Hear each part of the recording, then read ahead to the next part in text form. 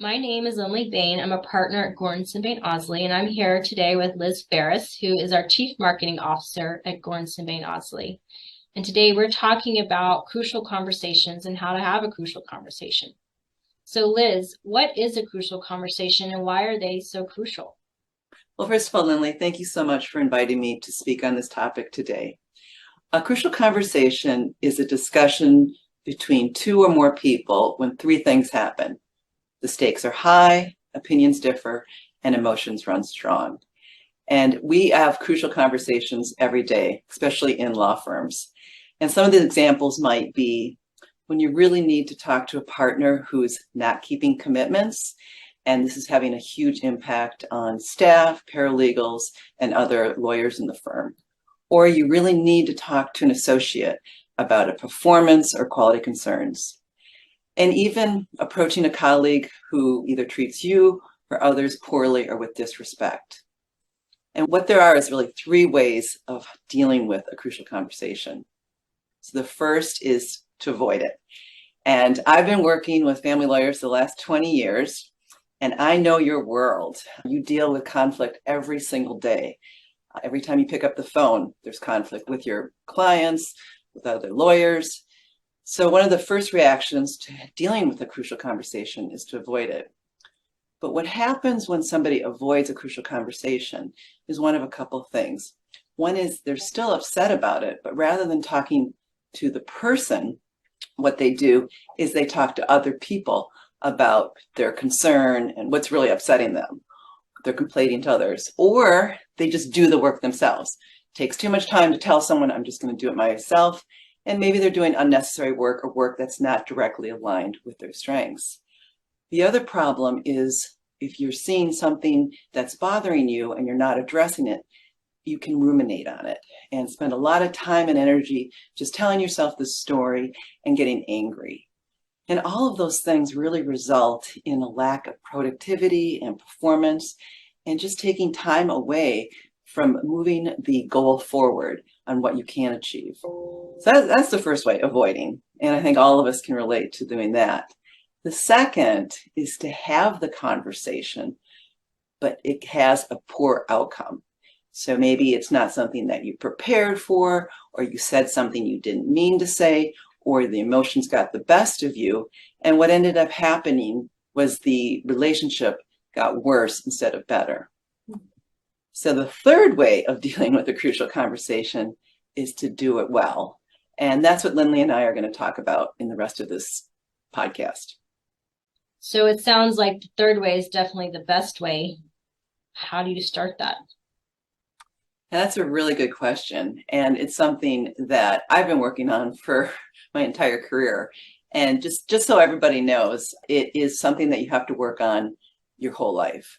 But the one thing that I can say that if there's nothing else you remember about this podcast is that one of the most important things that you need to have a successful crucial conversation is to have the right mindset going into the conversation. To move from that place of certainty to a place of curiosity. Why did this happen? What was going on? What was their intentions? And it sounds really easy to go from certainty, they did something wrong, to curiosity, why did they do that? But when you really have high emotions, that can be a hard thing to do. So that's the first step, is to get a mindset of curiosity. And that means you're putting yourself into the other person's perspective. So it's no longer about what happened to you, but it's about, I'm curious, what's going on with them. And the last thing in terms of mindset is to really think about not just seeing them as the villain or you as the victim, but what was your role in contributing to the situation? So even if it's a situation where a partner has really done something that has upset you, you can take a step back and say, have I shared this with that person? Have they done this before and I've let it go? Or have I even given them positive feedback because I thought that would improve the relationship? So taking some ownership in what your role is. One thing I also want to add to that is to make sure that you are separating fact from opinion. So as we tell ourselves a story about what the other person did, sometimes we can confuse our opinions of their behavior with the facts. So that's one more thing to think about in the preparation. The second is to clarify your goal. Really take time to step back and think, what is it that I want to achieve? What are you going towards? What are your priorities?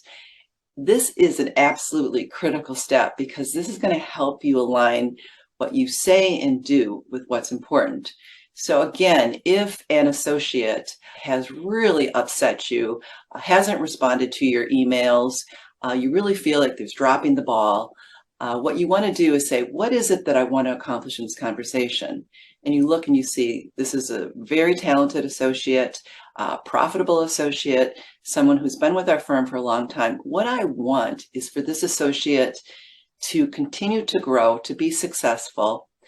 And I want to make sure that the associate knows that when they don't get back to me for 3 days, that's a problem. And I want to figure out how we can work better together where they could be more responsive. So you're looking at the goal of wanting to grow the associate, to make them a valued member of the team, and to help them improve a communication process that's getting in the way of your relationship. So that's the second step. And the third step is you really want to learn the perspective of others. So when you go into this meeting, you're not just wanting to tell that associate, you did this wrong, you did this wrong, you did this wrong, you need to fix this. What you want to talk about is your goal. I want to talk to you about some of my concerns on the way you've been responding to emails. And I want you to know that you are a valued member of this firm. So I want this conversation to be about how can we work better together and improve our communication. So the third step is about learning the perspective and doing it in a safe way where you're asking questions that truly are about their intention and showing them that you have their best interests at heart. So once you understand their perspective and you shared your perspective, then what you can do is start to work together to solve the problem, which is the fourth step. What is it that the associate needs to do more of? What is it that you need to do more of? And how can you work together? And then the final step is to clarify your plan for moving forward. Who is going to do what, by when, and always set up a follow-up meeting if possible to review your action plan.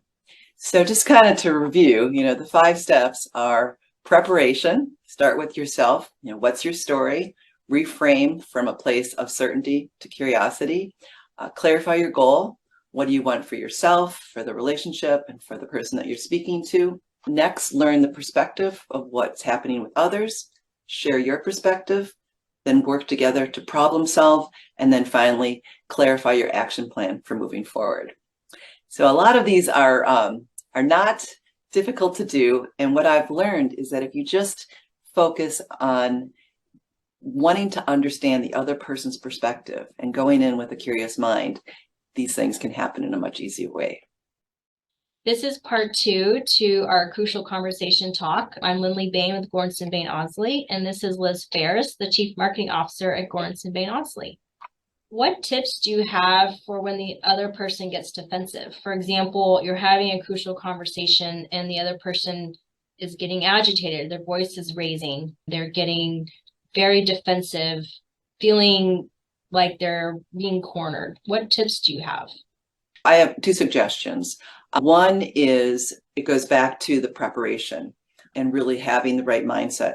So by knowing your goal of the conversation, as soon as you see someone getting defensive, you can clarify your goal. You can say, what I want to do in this conversation is to let you know how much we value you as an associate, that you are one of our strongest lawyers. And, we want you to be a part of this firm for a long term. And I want to let you know what's happening with some of the communication issues that we're dealing with, so that together we can improve our relationship and both of us can achieve what's important. The second thing I would say is just by being aware that someone is getting defensive and by looking to keep the conversation safe, you will find yourself in a much better place to respond to that person's defensiveness. So again, walk into that meeting, with your goal, looking for nonverbal or verbal signs that that person is no longer in dialogue, and then look for ways to make it safe. And the way that I have found is most effective is when you walk in that meeting and you truly have that person's interest at heart, you have trust, you respect that person, and you're communicating that to them, that can soften the defensiveness, because then they feel that you really do care about them and value them. That's the best way to get somebody to mitigate a defensive response. What tips do you have for me when someone else gets defensive to keep me from getting defensive and having a defensive reaction? Really go from a place of curiosity. What's behind these questions? What's behind what this person is saying? And see if you can take a step back. If you are so incensed, if it's really gotten to the point where, okay, I'm really angry, you are no longer able to be in dialogue, which is the free flowing of meaning, as I mentioned before, and the shared pool of meaning is no longer going to grow. Basically, you're going to protect yourself, and that person is going to continue to attack you. So that's when you say, I'm finding this conversation difficult right now. Could we take a break? Could we take a pause? You don't want to continue a conversation when you have reached that defensive place or somebody has reached that attacking place, because the only place that's going to go is down. And that's the time to take a pause. So just constantly be looking, are we in dialogue? Do I feel safe to share? Does the other person feel safe to listen and to share? And is our pool of shared meaning growing? Or are we both in a different conversation trying to win, argue, or prove that the other person is wrong and we're right? This is part 3 to the crucial conversation discussion. I'm Lindley Bain at Bain Owsley, and this is Liz Ferris, our Chief Marketing Officer at Bain Owsley, and we're going to be talking more about examples of how to have a crucial conversation. So responding negatively or poorly to someone who gets defensive is a pitfall. What other pitfalls we should be looking out for in having crucial conversations? Make sure that you are separating fact from opinion. So it might be your opinion that the associate is unresponsive, or doesn't have the same commitment to the firm that you had. It might be your opinion that they're not working as hard as maybe what you think they should be doing. The fact is, it took them 3 days to get an email to you. The fact is, when you asked for something, you didn't get it until a week later. So make sure that you are separating fact from opinion. Another tip is to really look at the words that you use. And we all know that words matter. And if you can kind of catch yourself moving from you statements to I statements. So in other words, starting out a conversation is, you never respond to my emails. You're always late in getting back to me. 2, I feel annoyed when you don't respond to my emails because it feels like you don't have my back. It's a little different conversation. You're basically saying how you feel about something versus accusing somebody of being something. And as soon as we start with the you always, or you are, or you never, that's when we're going to get a defensive response. So that's another tip. What's another one? Be authentic on your intention. Really go into these conversations with a solution focus to improving the relationships. This is not about winning these conversations. This is not about persuading the other person that you're right. And, it's also not wanting to tell that person the pain they've caused either you or other people. And again, it sounds so simple, but really taking the time to say, what is it I really want? And to set that intention for being solution focused. I mean, I've had conversation with people where I've said, you've got to be authentic with your goal. And they're like, I really don't want this person to stay in the firm anymore. And I'm like, well, then your crucial conversation is a different conversation. If you've already decided that this is not a person that you want in this firm, and you can't authentically tell them that, then it's really time to have a conversation about what the next step might be. I always say that in a law firm, your most expensive time is when you decide somebody's not right and you do something about it. The purpose of a crucial conversation is to keep that from happening. Because remember, in a crucial conversation, what you're trying to do is build trust, share dialogue. And if that person is feeling acknowledged, if that person feels that you understand their situation, it's going to be a lot easier for them than to listen to what you have to say and for you both to work together on it. So often when we're riled up or we have strong emotion, we can tend to flood. In other words, we talk, and we repeat it. We say it again, we say it again, we say it again, and we're not giving that person a chance to respond. So when you want to move from flooding to chunking, which means you might say something about, I was pretty upset when it took 3 days to get this email response. Pause. What was going on with you? Pause. So that's another thing to think about. So those are a couple of tips. Anything that resonates with you at all? I like the pausing. That's something great to keep in mind. What are the potential consequences for not having a crucial conversation? Huge. Absolutely huge. I mean, we go back to that example I've been using. So let's say this lawyer who had the conversation with the associate about the late emails didn't have the conversation. What happened was, so there was this incident where didn't get a response back for the weekend. Then this associate was also doing more remote working than anybody else. And then all of a sudden, what happens is you start to see that person through the lens of your story. And so everything they do sort of reinforces your story. And then what happens is you feel different about that person, you think differently, and that affects the way you behave.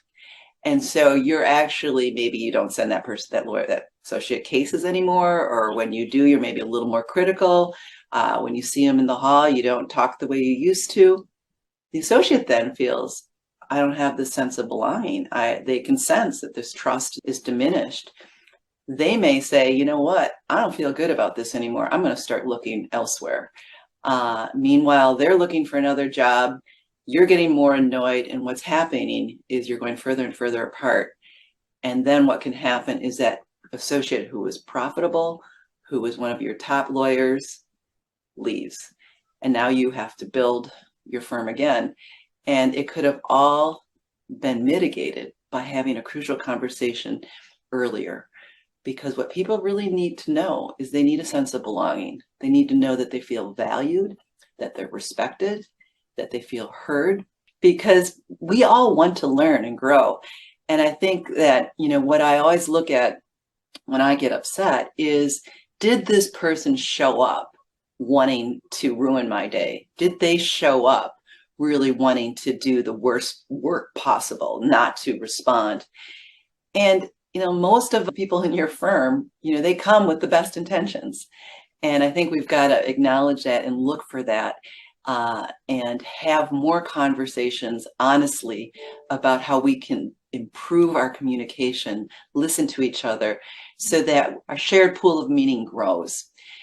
Because this work that we do in family law is incredibly challenging, and we need each other. I always say the smartest person in the room is the room, which means we need to listen, we need to share, we need to understand. And that's how you have a high performance culture. And what is a high performance culture is people that enjoy working with each other, people that feel they're growing, people that are learning, people that feel a sense of belonging. And then they're happier in what they do. Clients pick up on that. You get more clients, you get more shared meaning, you learn more, and then your firm is profitable. And that's kind of what a crucial conversation can do for a firm. And if you don't have them, the opposite. I just want everyone to know that it's never one of those things where here's 3 steps, you got them, you're good. It's constantly being intentional on wanting to understand, constantly being intentional on how do I improve this relationship by sharing what's happening with me in a way that builds trust. So that's kind of my final kind of tips for you. Well, thank you, Liz, for sharing with us about crucial conversations, and we all need to practice them more. Well, thank you so much for allowing me to talk about this. And I would love to continue the conversation because I believe deeply that this is the key to having not just a profitable practice, but fulfilling and rewarding practice. And I also feel very much a part of the GBA team and have been really encouraged to have crucial conversations, and it works. So thank you, Lindley. Thank you.